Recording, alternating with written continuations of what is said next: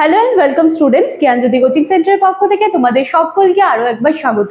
এর আগের যে ক্লাসগুলো তোমরা দেখেছো সেখানে কিন্তু শিক্ষার উপর দর্শনের প্রভাব সেটা নিয়ে আমি একটা বিস্তারিত আলোচনা করেছি এবং আজকে দর্শনের উপর শিক্ষার প্রভাব নিয়ে কিন্তু আমি আলোচনা করব।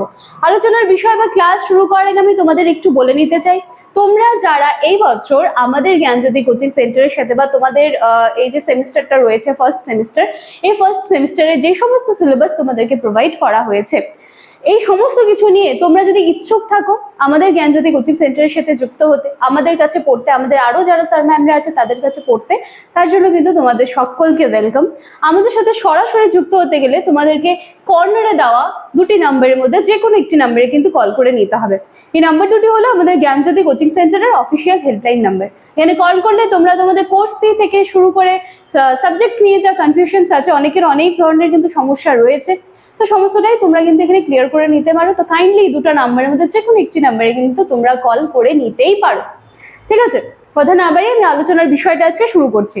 দেখো, যখন আমরা শিক্ষার উপর দর্শনের প্রভাব পড়ছিলাম তখন কিন্তু সেখানে আমরা দেখছিলাম যে শিক্ষার উপর দর্শনের যে প্রভাবটা রয়েছে সেটা শৃঙ্খলার থেকে শুরু করে শিক্ষকের ভূমিকার থেকে শুরু করে পাঠ্যক্রম পর্যন্ত সমস্ত ক্ষেত্রেই কিন্তু আমরা একটা দর্শনের প্রভাব দেখেছিলাম। এবং আজকে যখন আমরা আলোচনা করব যে দর্শনের উপর শিক্ষার প্রভাব, সেখানেও কিন্তু আমরা দেখবো ইকুয়ালি ঠিক দর্শনের মতো শিক্ষারও কিন্তু সমান যোগদান রয়েছে দর্শনের উপর। তার মানে যদি আমি বলি যে দর্শন এবং শিক্ষা একে অপরের পরিপূরক, তাহলে কিন্তু কথাটা ভুল হবে না, ঠিক আছে? কারণ একে অপরকে নিয়েই কিন্তু এরা দুজন রয়েছে, দর্শন এবং শিক্ষা। শিক্ষার ক্ষেত্রে আমরা দর্শনের অনেকাংশে প্রভাব দেখতে পাচ্ছি এবং দর্শনের ক্ষেত্রেও কিন্তু শিক্ষার যথেষ্ট প্রভাব রয়েছে, ঠিক আছে? দর্শনকে যদি আমরা বলতে পারি যে একটা জ্ঞানের ভান্ডার, তাহলে শিক্ষার মাধ্যমে কিন্তু সেই জ্ঞানের ভান্ডারটা একটা প্রজন্ম থেকে আরো একটা প্রজন্মে কিন্তু মানে চলে আসছে আর কি, ঠিক আছে? মানে কালের যে কি বলবো, যে কালের যে নিয়ম, সেই নিয়ম ধরে কিন্তু সেই শিক্ষার হাত ধরে কিন্তু সেই জ্ঞানের ভান্ডার কিন্তু চলে আসছে, ঠিক আছে? এছাড়াও দার্শনিক চিন্তার উদ্ভব, বিকাশ, বিভিন্ন দার্শনিক মতবাদ বা দার্শনিক মতবাদের যথার্থতা বিচার, এই সমস্ত কিছুই কিন্তু শিক্ষার হাত ধরে খুব সুন্দরভাবে কিন্তু যাচাই করে নেওয়া যায়। এবং এই সূত্রে দেখো, জন ডিভি খুব সুন্দর একটা কথা বলেছেন। তিনি বলেছেন যে শিক্ষাকে বিভিন্ন দার্শনিক তত্ত্ব সত্যের যথার্থতা বা বৈধতা যাচাইকরণের পরীক্ষাগার হিসেবে কিন্তু মর্যাদা দিয়েছেন তিনি, ঠিক আছে? এবং বস্তুতপক্ষে শিক্ষা ও দর্শন কিন্তু একে অপরের পরিপূরক, ঠিক আছে?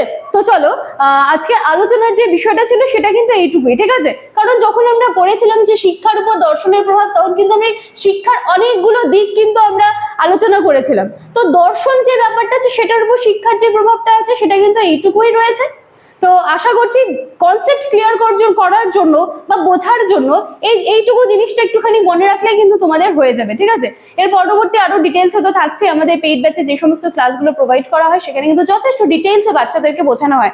কিন্তু তার মানে এই নয় যে ইউটিউবের মাধ্যমে আমি যে ভিডিওসগুলো দিচ্ছি সেখানে কম ইনফরমেশন থাকে, ততটাই কিন্তু ইনফরমেশন আমি এখানে দেওয়ার চেষ্টা করি।